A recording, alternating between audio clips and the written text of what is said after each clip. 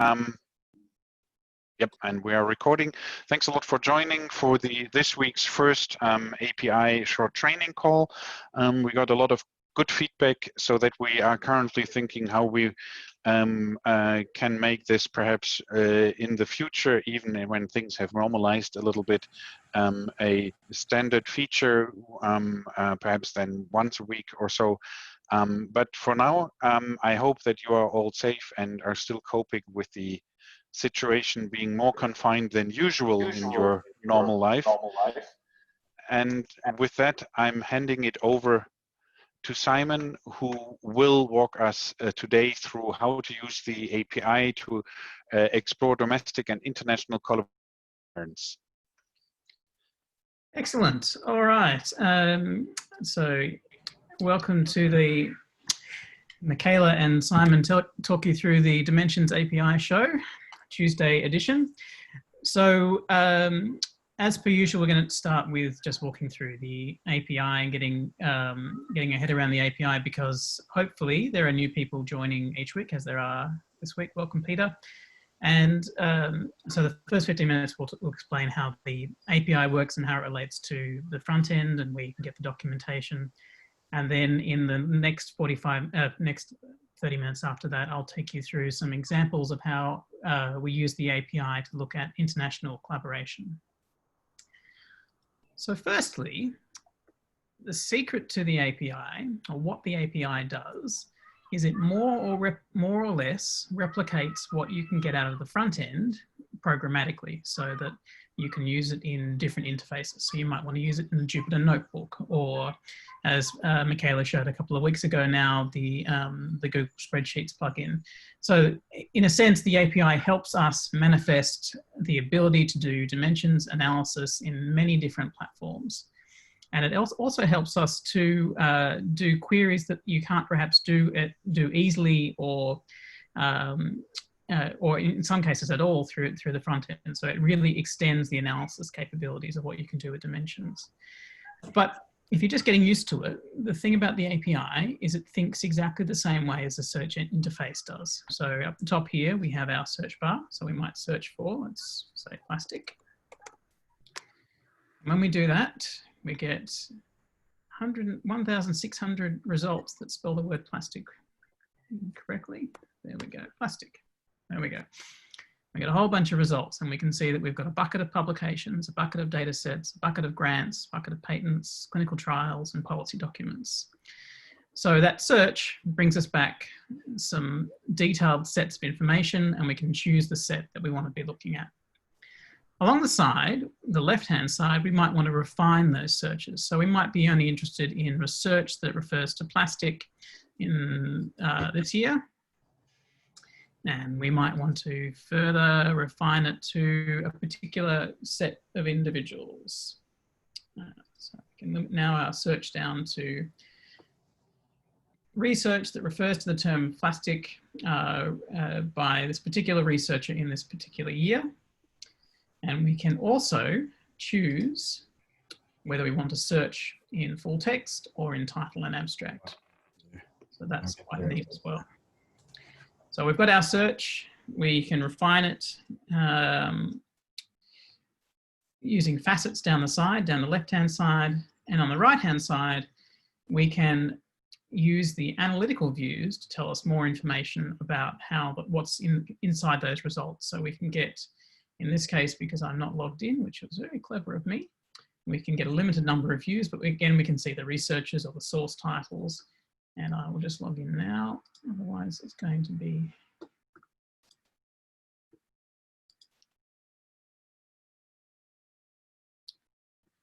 There we go. So on the right-hand side, analytical view is telling us about our search results. In this case, it's about all of the documents inside Dimensions, because I haven't entered a search result. A list of research fields and count of publications and citations, or the number of documents brought back through the search that are broken down by different open access codes. And if we change the bucket that we're interested in, so if we have a look at grants, we search for plastic again, we can now say, okay, there are this particular list of funders in the world is funding research into plastic in some form, broken down, sorted by funding amount in this case, or research organisations. So the API is going to tell us exactly the same information as we see in the search. If we go to the API now, and I should say, if you've just been given access to the API, the way you'll know that, that's been successful is that when you log into Dimensions, you'll see a workflow tab. And in that workflow menu item, you'll be able to select API from the menu.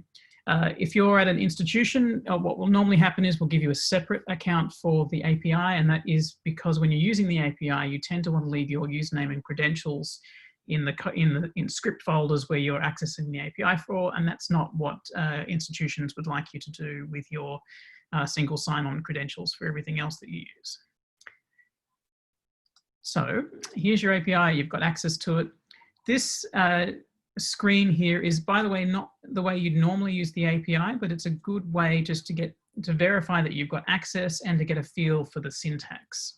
So if we see here, we see the syntax of the API is almost exactly the same as the front end. We've got that search bar at the top, search publications in full data for our search term. So that's what we saw at the top.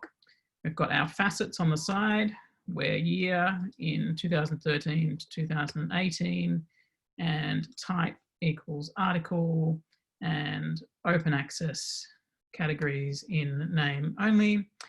We've got the bucket of information that we want to look at, in this case, publications, and we're specifying what we'd like to see in that bucket. So we've asked for the publication ID, the title, and the author in this case, and we're returning some analysis screens as well. So we're actually asking for not just the publications, but also the research orgs coming through here and the funders.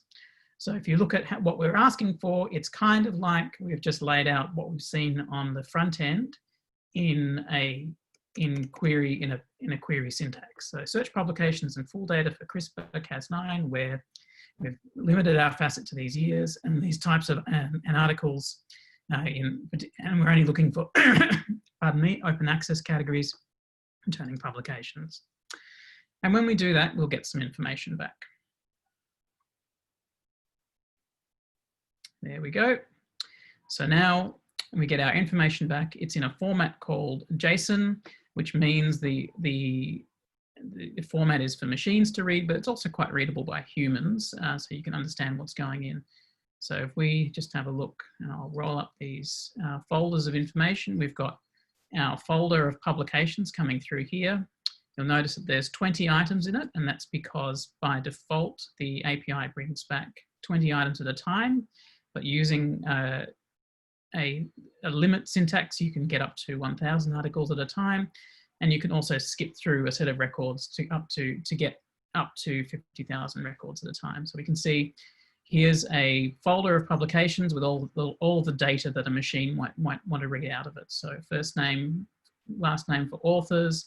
We've got, pardon me, if we go back up here, the organizations. We've got, if I close that author tab, the journal, the year of the publication, the ID, everything that we asked for. And you'll notice what we asked for up here was sets of information.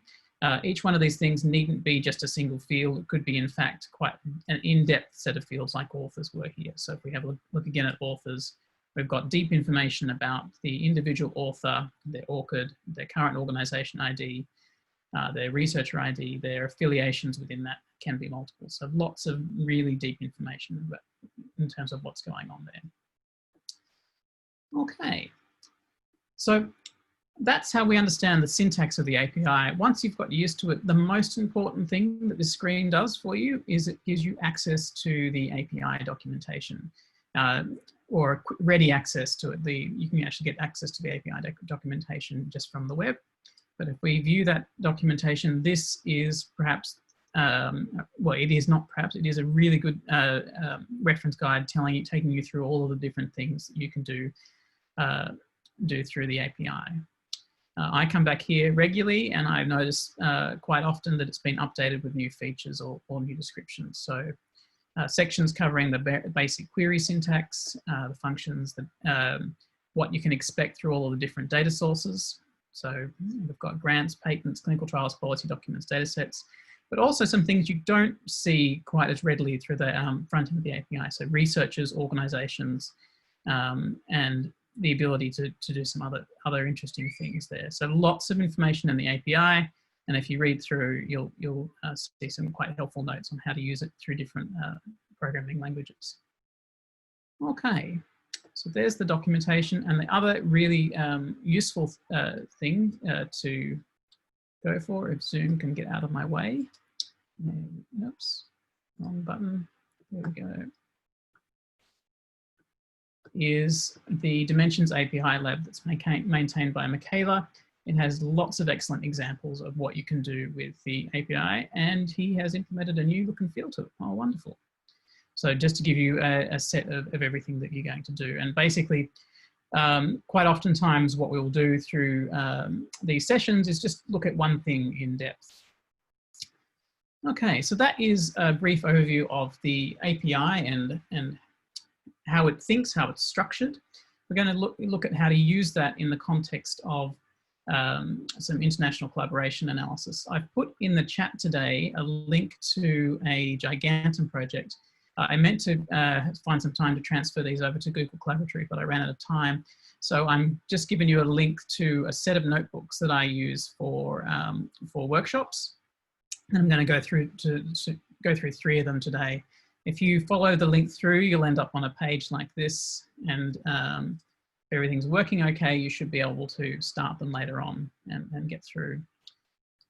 So I thought it's not necessarily a bad thing to look at how we're using it in Gigantum, because the point with the API is you can use it in many different interfaces. So that's quite an interesting thing to know. When you log into the set of notebooks, I'm going to use the Michaela's Dimkley library, but I'm going to use it in a slightly different way than we've seen most of the time. So if we start with the example I'm going to show first, which is on international collaboration, you'll notice that I'm just logging into it and I haven't got my credentials or any requests for credentials in my notebook. And the reason for that is that the credentials are stored in this case, in a text file in my user directory. And so to create that text file, what you would do is you would bring it, having installed the Dimkley library, you would open it up and you would say Dimkley init, and it would take you through a series of steps to set up your Dimensions ini file, which contains your username and password. I won't do that now because I've already done that, but essentially, instead of putting it in your every single notebook, you can actually have a single file that is referenced every time you use it, which can be quite handy. Okay. So really, this entire presentation is going to be about this particular function that I've highlighted here, which is something that you can't do through the API, but is super useful. And that is the ability to limit your query by the number of research orgs or the number of research countries in your query. And what that means, what that gives you the ability to do is to identify different types of papers based on their collaboration patterns. So in this case, if I want to find out about institutions, the number of papers by institution where there's only one research organization on it, so these are papers for where there's no external collaboration, then I can say search publications where count research orgs equals 1. So I'm going to run that search. There's my Dimensions search. This example was produced a little bit before Michaela had a little bit before I'd started to use all of the functionality in Michaela's library. So you can see here, I've got my query and I'm wrapping it in a data frame. But basically, I'm searching publications and I'm finding all the ones where there's only one research org, and I'm getting back that set of data. So that data frame wrapper that we see takes that JSON object that we saw before and turns it into more or less a spreadsheet type data using a library up the top here called pandas. And for those who've never seen this sort of interface before, I'm using a Jupyter Notebook. A Jupyter Notebook is a recipe for different things that you might want to do to your data analysis. Like any good recipe, it starts up the top with some ingredients. So we're going to use Michaela's Dimcly library and Pandas, which is spreadsheets for Python, and just do some initiation features. And then we're going to step through this notebook from top to bottom, step by step. So we've got our papers with a single research institution. Take your own advice and start at the top, Simon. There we go. And we've got a list of research institutions and some details about them, along with the count of publications that have come back. So in a sense, this query here, because we're returning research orgs, is essentially an analysis query on top of the Dimensions API. Okay, so now we can look at the papers with domestic collaboration. So in this case, instead of saying search publications where count research orgs equals 1, we're going to go search publications where count research org countries equals 1.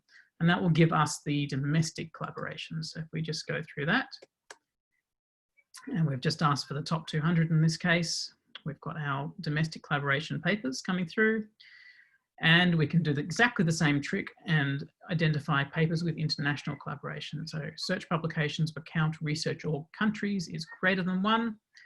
And we'll get those papers through too. Whilst I've been doing that, I've been putting the results into variables. So I've now got a spreadsheet, if you like, Pandas data frame of international institutions, of international collaboration, a spreadsheet of institutions with accounts of domestic collaboration in it, and a spreadsheet of institutions with accounts of their sole institution papers.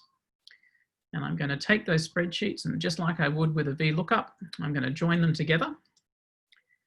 So I'm going to join those 3 spreadsheets together, and I'm going to create a little metric at the end of it. So I might be concerned, perhaps, if the ratio of internal publications to international publications was greater than 1. So in that case, this might be a measure that gives you an indication, is my institution more inward looking than outward looking? So if I create that measure and I order my results by that, I will see that I have a set of institutions here, and we have up the top here, the University of Sao Paulo, with 50,000 internal publications for the period that I was looking at, with an internal international ratio of 1.55. So that seems quite high. Russian Academy of Sciences also seems quite high. So we can go through and have a look at what the ratio is here.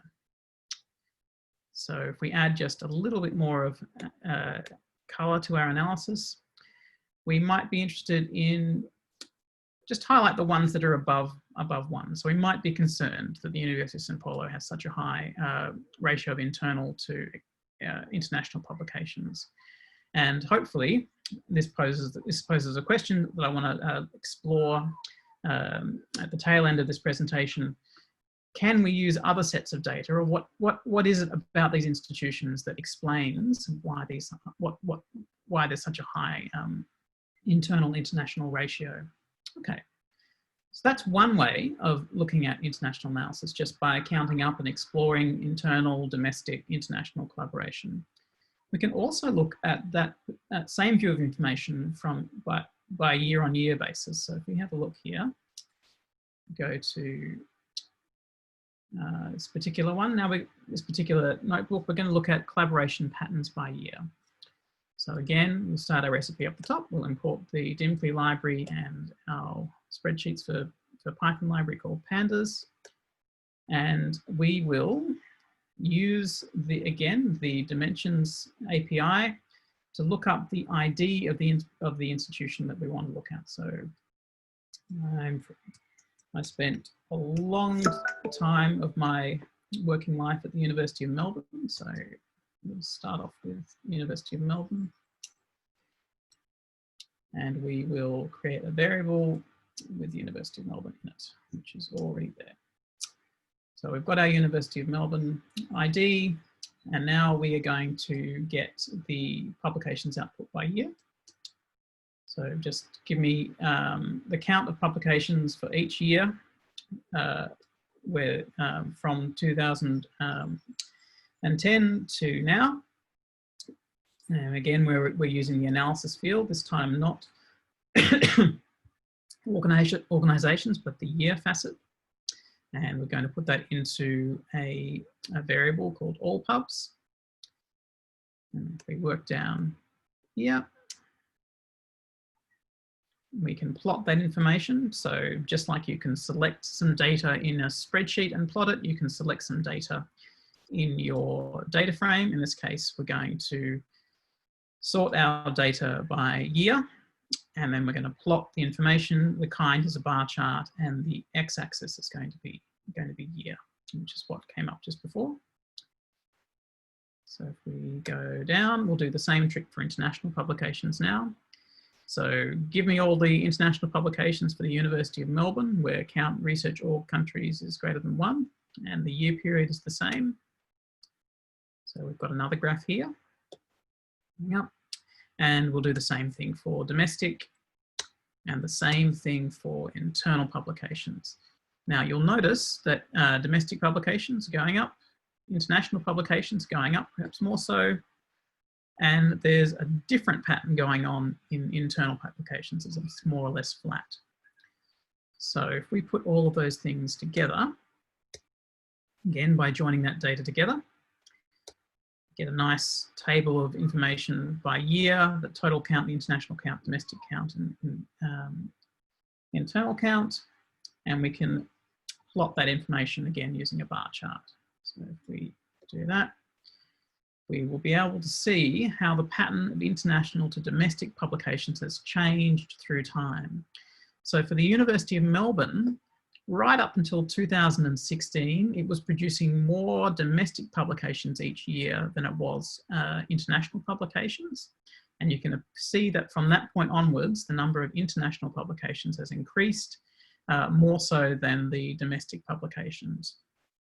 You can also see something quite interesting is that internal publications have been flat. They don't really move, which is, suggests that there's a reason, there's a different driver for internal publications than there is for international publications and even most of the set of domestic publications.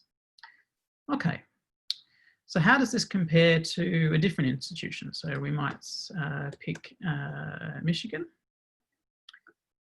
And I think, there we go. We pick Michigan.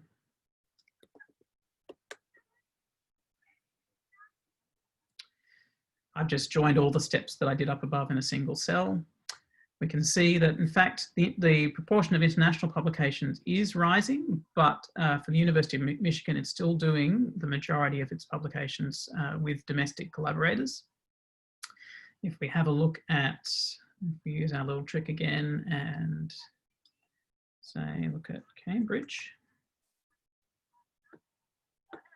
So, University of Cambridge.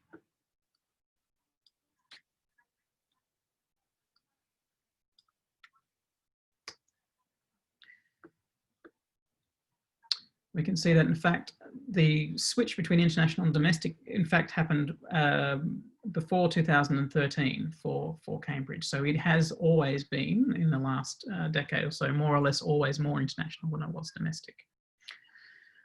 We can also have a look at different country profiles. So if we have a look at, because we started with the University of Melbourne, if we have a look at Australia, and the only thing I've done differently here is, instead of saying where research.org.id equals grid ID, I've said search publications where research.org countries.name is Australia, and I've restricted by type article and year greater than 2012. And we can see that we've got, in fact, for Australia, the crossover was about 2015 between international publications. I saw a query or a thing there. If I can get to it, I'll take a question, chat.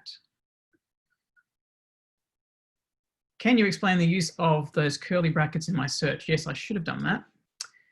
If I go back up to the top here, I'm using the Dimensions API in the context of a Python search. So basically what I'm doing is I'm using Michaela's dimclear library to execute a dimensions query, and that dimensions query is essentially a string. And so what I've done here is I've got a string here that I'm passing into the query. And because I don't want to type in Australia 3 times around there, I've created a variable called country, which I'm going to insert into the curly brackets here. So this is using some Python functionality. If I actually just took that out, for instance, and ran it here, we would see this is a string, and we've put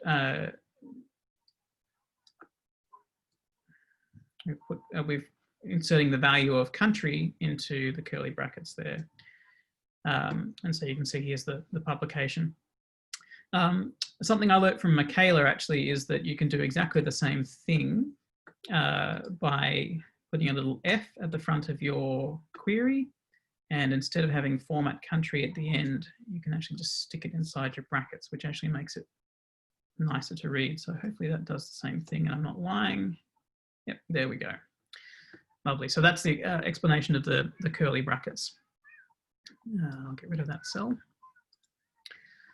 Okay, so the last thing I wanted to go through in terms of exploring international collaboration is a really nice feature of Dimensions. So because Dimensions believes in wherever possible using external identifiers for things. So an example is that we didn't create our own research classification codes for publications. We actually used external classification codes like fields of research or HDR classifications, or there's just a growing number of classifications that we've used. We believe in using external classifications and then using natural language processing to classify the text of our publications and our grants in terms of those external classifications. We also did the same thing with our grid identifiers. And because of that, because there wasn't a set of external grid institution identifiers that we could use, we created our own and we made that set available to others via a CC0 license, which has meant that one of the places that our identifiers has now ended up is in Wikidata. So we can, as a consequence of making our grid identifiers open, join information that is in Wikidata to information that's inside the Dimensions API. So again, if we start with our recipe, we'll import pandas, spreadsheets for Python and our Dimply library, and we'll log in. And we will execute a query on Wikidata. And I'm not going to explain the syntax of that because that's perhaps a different API, a different web call. But this is Wikidata is part of an RDF database. So you can actually, this is how you would select all of the institutions that have a grid ID in Wikidata, pull out their inception date and the number of students that they have. So if we do that, we can see that we get a set of information here. This is just the top 5 records by grid ID, their inception date, and the number of students coming through. So if we did this, the trick that we did, that we started with, and we looked at institutions where year is greater than 2012 and count research orgs equals 1. So we're looking at the institutions with the greatest number of internal publications. We can see that we've got this set of institutions, and now we've got a spreadsheet of data that we've got from Dimensions and a little spreadsheet of data that we've got from Wikidata, and using the equivalent of VLOOKUP in terms of Python, we will merge those 2 data sets together and we will join them on the grid column. And if you're used to SQL statements, the method in which we will join is a left join, which means if there isn't a value in the Wikidata that corresponds to the data in the dimensions table, we will still return that information. And there's just another question come up, and I'll just finish this example and then address it. So we've now joined those 2 sets of data together, and we can see that the University of Sao Paulo comes up here. It has a very high number of internal publications, but also an incredibly high number of students. And that perhaps explains where those internal publications are coming from, in that they are most likely publications as a result of a student and a supervisor. So the first publication that's coming out with And that probably also correlates to, if we go back to our international collaborations spreadsheet, the pattern that we see where internal publications are flat through the years. So they're not subject to the forces of increasing publication rates that the rest of research are. In fact, they're pegged to more or less the number of students that an institution has, would be my theory for digging into the data with. And I will just stop now and have a look at the question. Oh, you're most welcome, Sam. Sam says he has to drop for another meeting, and it's been very informative. So thank you, Sam, for that. All right. I will finish up there, and perhaps a little bit more earlier than usual. Are there questions about what we've gone through today?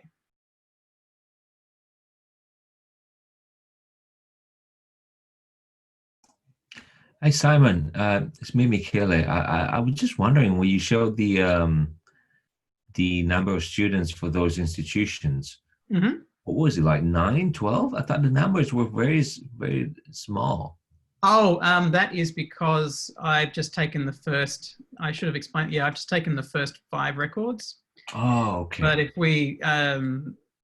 if I sorted that out, which I probably should have done. So that's not the total for an institution. Yeah. It's so if we do sort values by equals students sending. There we go.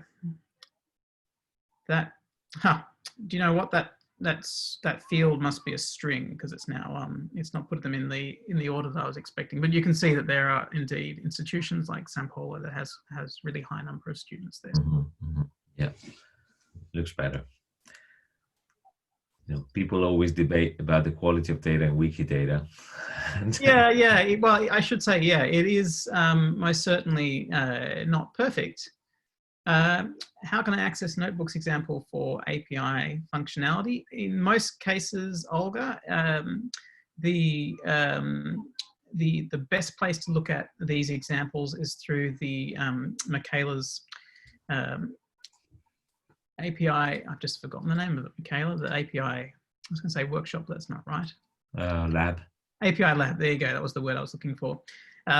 In this case, I will do my best to transfer them over into examples that can go into the lab. But in this case, you can also access them through gigantum.com, through the set of examples that I've got there. So I've got a link to those examples in the chat there. So today we covered examples 8, 11, and 12 from the set of notebooks that I used to use, and I need to update in a much longer sort of workshop on how we use the API.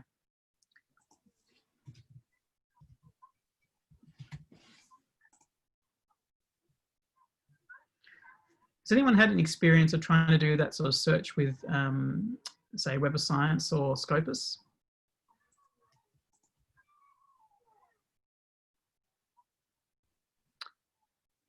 I'll just have to say it is really tricky, because that functionality of saying count number of researchers or count research orgs, I actually haven't tried it in Scopus, but in Web of Science, you can't do that through the front end as far as I know.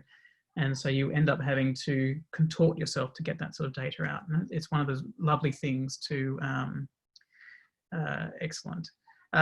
Olga says, I just got API access today and don't have any links to the labs. So Olga, if you, the way you'll know that you've got access to the labs is if you go in and to dimensions with the access to the API and you select the API screen, there'll be a link to API documentation and also a link to the labs, which are open there. And so is it the same link as docs.dl Python example? No, it's slightly different. So it is the link to the labs is api-lab dimensions.api.ai, sorry, not .api.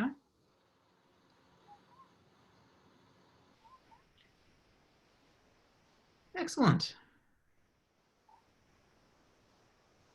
All right, well, I think I might give everybody back an extra 10 minutes of their day, unless there are other questions. We're happy to stay online if there are any other questions more generally about the API, not necessarily about the content today.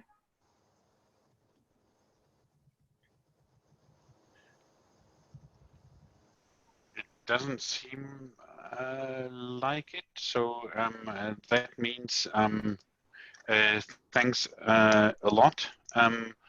On Thursday, we will cover then with Michele the topic of extracting the patents which cite publications from a chosen research organization to look at the commercial downstream impact which publications and research activities had.